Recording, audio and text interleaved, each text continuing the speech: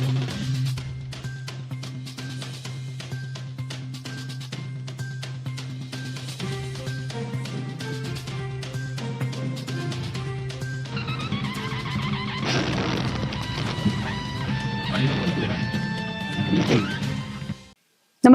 आपण पाहता हिरकणी न्यूज.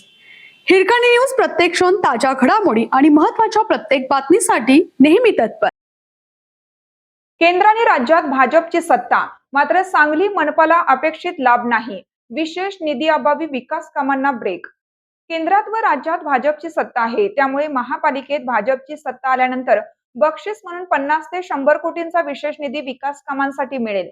याबरोबरच वारणा उद्धव योजना, शेरीनाला योजनेसह नवीन प्रकल्पांना मान्यता मिळेल अशी अपेक्षा होती. मात्र गेल्या 5 महिन्यात शासनाकडून विशेष निधीच पालिकेला मिळाला नाही.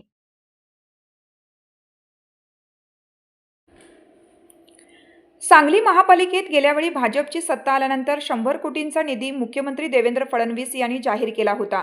तर राष्ट्रवादी काँग्रेसचे नेते उपमुख्यमंत्री दिवंगत अजितदादा पवार यांनी महापालिकेत सत्ता बदल होऊन राष्ट्रवादी काँग्रेसची सत्ता आल्यानंतर 50 कोटींचा निधी दिला होता. त्या निधीतून सध्या कामे सुरू आहेत. ही कामे पूर्ण झाली आहेत. महापालिकेत फेब्रुवारीमध्ये भाजपची सत्ता आली. केंद्र व राज्यात भाजपची सत्ता आहे, त्यामुळे महापालिकेत भाजपची सत्ता आल्यानंतर भरघोस निधी मिळेल अशी अपेक्षा नागरिकांना होती.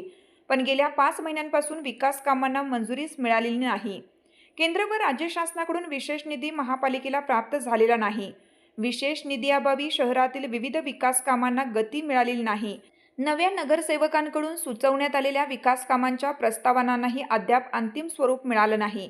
गेल्या 5 महिन्यात नगरसेवकांच्या विकास कामांच्या फायली तयार होत आहेत, पण निधी नसल्याने मंजुरीची प्रक्रिया रखडली आहे.